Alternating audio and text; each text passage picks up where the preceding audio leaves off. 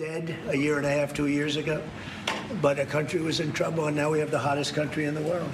You said that also. And we do. We have the United States is right now the hottest country in the world. And between the tariffs and the election, November 5th election, we've done things that nobody can believe. $21 trillion will be the amount invested in the United States or committed to invest in 1 year. So I'm here 9 months. We're up to almost $18 trillion. Biden, as an example, the Biden administration, if you call it that, it's not, to me, it was the Biden lack of administration.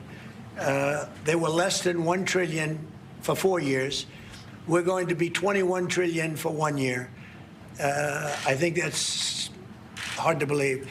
The biggest in history was a certain country, $3 trillion. We're going to be $21 trillion. On top of that, prices are coming down. We inherited a mess with high prices, the worst inflation in the history of our country. We had inflation that was a single 4 years, the worst inflation in the history of the United States. Gas prices through the roof, and that's after destroying our petroleum reserve, which was meant for wars and big emergencies, not to try and win an election. They opened up the reserve so that people get $3 less in gasoline, and it didn't work. They got about 3 cents less, because as big as those reserves are, they're peanuts when you're talking about that kind of traffic. And we're rebuilding the reserves. We're doing all of this, and we've done a job. We're also bringing down prices very substantially, and we've already brought them down very, very substantially. Gasoline is way down. I think you'll be seeing $2 gasoline, but we're now at $2.50, $2.45. Some are lower than that. It was $4.50, $5, $6, $3.50, $3.75 under Biden, all different numbers, but way high. And we have energy way down. But the biggest thing to me, because I know what it means in jobs, is the fact that we're at over $17 trillion, Scott, and we expect to be around $21 trillion in 1 year. And that's many times bigger than in history. The highest number was $3 trillion. And we're going to be at $21 trillion. That means new plants, new AI, new auto plants. We have auto plants coming in from Canada, from Mexico, from Germany, from Japan. Toyota just agreed to invest $10 billion on new auto plants, all American workers. We've never been in a position like this. You can go back to the beginning. Our country has never been in a position like this. And it really is because of the fact that we use tariffs to bring all this money in. And you're going to see the results in a year when these plants start to open up. We have more plants under construction now than at any time in the history of our country. And these are big plants. These are the biggest plants anywhere in the world. And I want to thank you because you've agreed to invest $600 billion into the United States. And because he's my friend, he might make it $1 trillion, but I'm going to have to work on him. But it's 600. We can count on 600 billion, but that number could go up a little bit higher, yes, or I don't know. We'll see. But we appreciate it very much. So Saudi is going to be investing at least $600 billion, and that means investments in plants, in companies, money on Wall Street. And what it really means for everybody that really counts is jobs, a lot of jobs.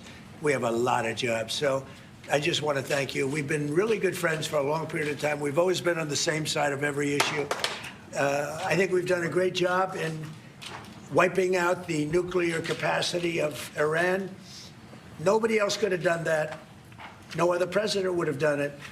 We had the pilots in the Oval Office right here. We were celebrating a very successful attack. So I had them in with that beautiful B-2 bomber that's over there. And they said, sir, for 22 years, we practiced this attack. Our predecessors, these were very young guys, so 22 years, they said our predecessors and us practiced the attack on Iran, but no president ever gave us the go-ahead. 3 times a year they went out and they practiced the attack. Nobody let us do it until you came along, and I let them do it because it was the right thing to do. You can't have a nuclear Iran. And so we put you in a very good position. But I just want to say it's an honor to be your friend, and it's an honor that you're here. And if you'd like to say a few words, but thank you very much. Well, thank you, Mr. President. This relation has been a relation for about 9 decades, and we've been working together for a long time. But today it's a very important time in our history because there is also a lot of things that we're working on in the future. We believe in the future of the United States of America. We believe in what you're doing, Mr. President, is really creating a lot of good things and good foundation to create more economic growth, more business in America. And it will also your work for the world peace. I believe, Mr. President, today and tomorrow we're going to announce that we are going to increase that $600 billion to almost $1 trillion of investment, real investment and real opportunity by details in many areas. And the agreement that we are signing today in many areas in technology, in AI, in earth materials, magnet, etc., that will create a lot of investment opportunities. So you are doing that now. You're saying to me now that the $600 billion will be $1 trillion. Definitely, because what we are signing, it will facilitate that. And I like that very much. Go ahead. You worked hard. No, that's great. I appreciate that. That's great. We're doing numbers that nobody's ever done. And in all fairness, if you didn't see potential in the U.S., you wouldn't be doing that. Definitely. You don't want to lose money. As you said, Mr. President, it's the most hottest country in the planet. But what you're creating is not about opportunity today. It's about also long-term opportunity in the United States of America that will affect American economy positively in the next coming decades, preparing the right foundation of emerging technologies. That's a game changer for America in a good way, and we want to be part of it. Yeah, we're doing really well. And this, you don't see what we're doing so much because we have, although the construction industry sees it. If you look at Caterpillar, who's been incredible, the tractors, everything else, the numbers that we're doing in construction are unbelievable. Some of the plants that we're building, AI, and they're building their own electric with the plant. I gave them the right to build their own electric with the plant because no country, frankly, will have this. China's working very hard to produce enough electric, but we're beating China substantially at AI, which is a big thing. And we had a great meeting 2 weeks ago with President Xi, but on AI, we're doing well. And I have a man, David Rommel. Yes, sir. David, could you say a few words about what you're seeing on the job front and all of the some of the assets, and also how we've been helped by the Saudis in terms of the kind of investment they've made, please. Yeah, most certainly. Thank you for the opportunity. I am a facility leader for GE Vernova, and if you look at the landscape for GE Vernova investment, over $750 million in the U.S. focused on true manufacturing jobs here stateside. We're looking at tripling the output of our Greenville, South Carolina facility, where we make the gas turbines that are supporting U.S. needs as well as the Saudi Arabia needs. Right. So real jobs, $300 million in gas investment, resulting in over 500 pieces of new equipment being installed in the Greenville, South Carolina facility. That translates into roughly 1,800 jobs across the board for GE Vernova as we try to scale capacity to be able to meet this demand. Along with that, we're partnering with local communities to build the skill set that's required to meet these capacity needs. So that talent pipeline is incredibly important. So it's real jobs in the manufacturing space. Well, you've been great, and thank you very much. And we love that state. I won that state by record numbers. I won a lot of states by record. Texas, a lot of them by Indiana. We're working with Indiana or something right now. We won that. We won a lot of them by records, but that was one of them. I want to thank you very much. Say hello to everybody. Great job. You're doing a great job. Thank you. So just in wrapping up, we'll take a couple of questions, but I want to just tell you what an honor it is to be your friend. And I very much appreciate the investment of now $1 trillion, okay? I'm glad you got that out. I didn't want to be the one to tell them, but that's great news. You keep increasing, Mr. President. I know. Each time the opportunities are just increasing more and more. Well, the opportunities, we're doing better. Even if you look back 6 months ago, I mean, now all of a sudden you feel even better. So, and I think we're only going to go in one way. Does anybody have any questions? Mr. President, have you approved the export licenses for advanced chips to Saudi Arabia? The export licenses? We are working on that. We're negotiating that right now. Marco, do you want to talk about that, or Scott? Well, I mean, that's part of what we may have announcements on that later today, but that's what we've been working on is the mechanics by which something like that could be achieved, and it's part of the broader process, part of this broader engagement and cooperation between our two countries. Certain levels of chips. Yeah. And for the Crown Prince, Your Royal Highness, you're talking about $1 trillion of investment. Could the kingdom continue to do that with oil prices in the mid-60s? Yeah, we are not creating a fake opportunities to, please America, please President Trump. It's real opportunities. For example, when you ask about the AI and the chips, Saudi Arabia have a huge demand a huge need of computing power, and we're going to spend in the short term around $50 billion by consuming those semiconductors for our needs in Saudi Arabia. And with the agreement that we're going to have with South America, that will allow us to focus that consuming power in the short term by $50 billion from the South America, and long term with hundreds of billions of dollars in the long term. So there is a lot of real opportunities that fit to our need in Saudi Arabia and fit to our investment strategy. Mr. President, is it appropriate, Mr. President, for your family to be doing business in Saudi Arabia while you're president? Is that a conflict of interest? And Your Royal Highness, the U.S. intelligence concluded that you orchestrated the brutal murder of a journalist. 9/11 families are furious that you are here in the Oval Office. Why should Americans trust you? And the same to you, Mr. President. Now, who are you with? I'm with ABC News, sir. You're with who? ABC News, sir. Fake news, ABC fake news, one of the But the worst, question is one of the legitimate, worst sir. in the business. But I'll answer your question. Thank you. I have nothing to do with the family business. I have left, and when I've devoted 100% of my energy. What my family does is fine. They do business all over.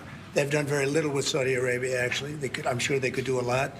And anything they've done has been very good. That's what we've done. We've built a tremendous business for a long time. I've been very successful. I decided to leave that success behind and make America very successful.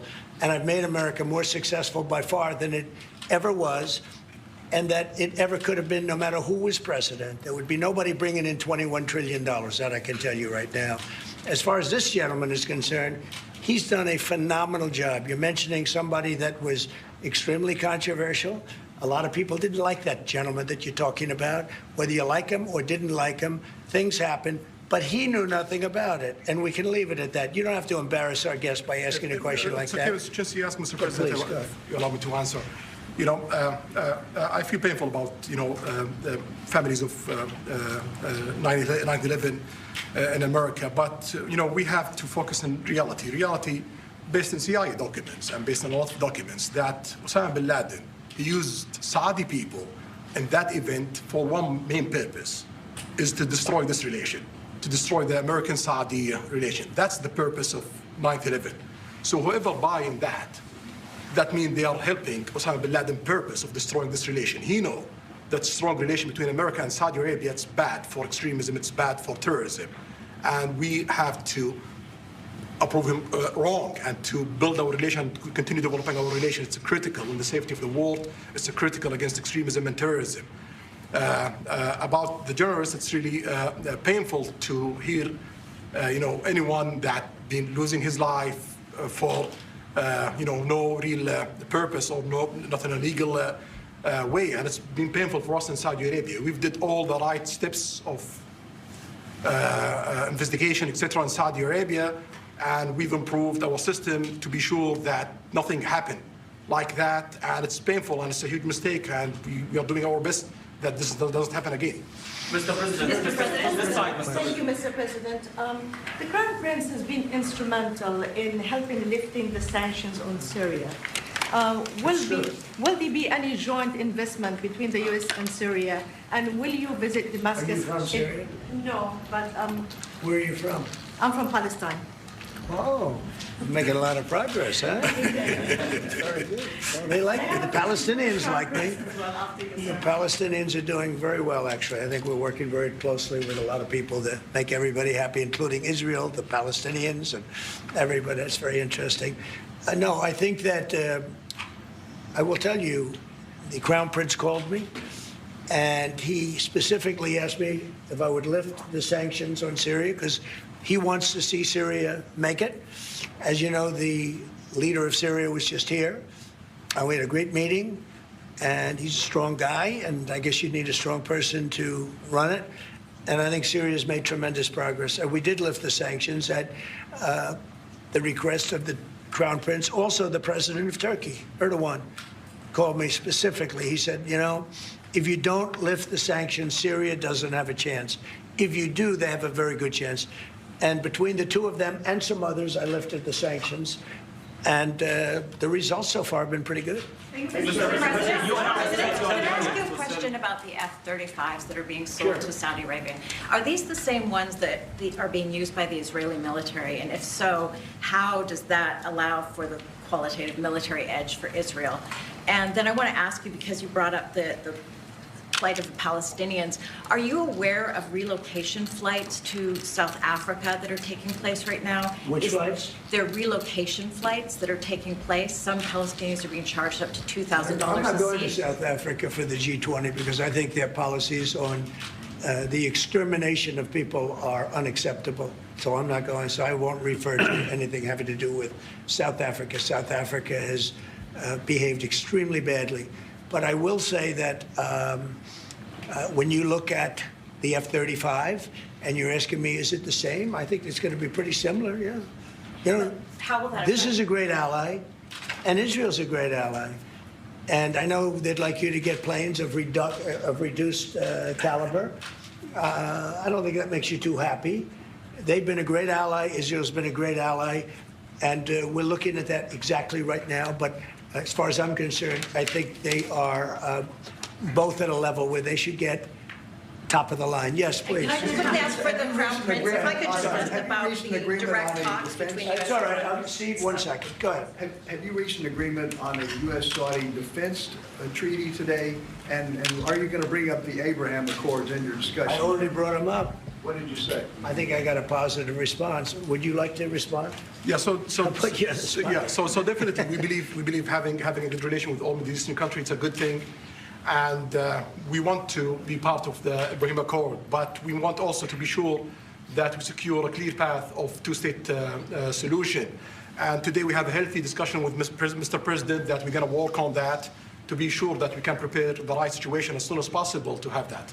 I think we're, you know, I don't want to use the word commitment, but we've had a very good talk on the Abraham Accords. We talked about one state, two state. You know, we talked about a lot of things in a short period of time. We'll be discussing it further, too. But I think you have a very good feeling toward the Abraham Accords. Yes, definitely, Mr. President. We want peace for the Israelis. We want peace for the Palestinians. We want them to coexist peacefully in the region. And we will do our best to reach that day. And the defense agreement, have you reached agreement on that? We pretty much have. Mr. Quick President, question for the Crown Prince, if I could just finish. We have reached agreement on that. Okay. I wanted to ask you about the direct talks between the United States and Iran. Have you been fully briefed on that? And are you concerned at all about how this might impact Saudi security interests? Well, we are close ally. We'll be working closely together on that issue, and we will do our best to help to reach a deal between the United States of America and Iran. And we believe it's good for Iran's future to have a good deal that will satisfy the region and the world and the United States of America. So we will do our best to see that day happen. And by the way, Iran does want to make a deal. I can say I think they very badly want to make a deal. I am totally open to it, and we're talking to them, and we start a process. But it would be a nice thing to have a deal with Iran, and we could have done it before the war, but that didn't work out. And something will happen there, I think. But they would very much like, I mean, they may say something else, but they would very much like to have a deal. Do we have Mr. a President, you timeline? announced that you are going to sell 35 F-35 Say jets. it. You said you are planning to sell the F-35 jets to Saudi Arabia. Yeah. Is it part of the security agreement? And how you assess the defense partnership between Saudi Arabia and the United States? And the question was... Well, no, I just said it, though. I mean, we're going to sell them F-35s. That's the end of the question, I guess. Is it part of the security agreement or no? No, we're going to have a deal. They're going to purchase F-35s. They're buying them from Lockheed, and it's a great plane. We make, by the way, the best military equipment. You saw that during the Iran little skirmish. We make the best planes, the best missiles. We make the best offensive missiles. We make the best military equipment in the world. Nice. For His Royal Highness, I would like to ask you about how you see the cooperation between the United States and Saudi Arabia in the advanced technological field, especially AI, and how it will support Saudi Arabia to serve its goal to achieve the vision of 2030? Well, I will try to answer that in short, but definitely there's a lot of interest in many industries between Saudi Arabia and America, and we are signing a lot of agreements in different areas that will really add value to American economy, but also to add value to us in Saudi Arabia. And AI, it's critical for us because one of the long-term problems that we could have is lack of workforce. As you've seen in the past few years, some of them have reached 30% of the global migration to Saudi Arabia. So we know that to assure the Saudi Arabia GDP growing with the lack of workforce that we have, we need to use a lot of computing power to replace job in the long term. So that's huge demand in Saudi Arabia, and we want to link it to American private sectors and getting the supply from America. So there's a lot of opportunities in that area. And we're also involved in AI in Saudi Arabia. So we're working, and we're leading by a lot on AI. Actually a lot. China would be in second place, but we're leading by a lot. And I have to say this, and our relationship with China has been very good. And as far as buying our farm products, they're pretty much on schedule, Scott. I'd like you to call them, say if they could speed it up, it would be good. Okay, but they're pretty much on schedule. Mr. President, sorry, please. If I may, I have a question for both the Crown Prince and President. Who are you? Where are you from? Faisal Abbas from Arab News, Saudi Arabia, Your Excellency. It should be a friendly question. Your Royal Highness, just picking up on something you've just mentioned about how some people try to destroy the relationship between Saudi Arabia and the United States. Perhaps, since the launch of the vision, we've been used to having the bigger picture and that everything fits into the bigger picture. Might you want to elaborate a little bit about where is the relationship, the bilateral relationship, the strategic partnership between Saudi Arabia and the United States heading, and what's the big picture there?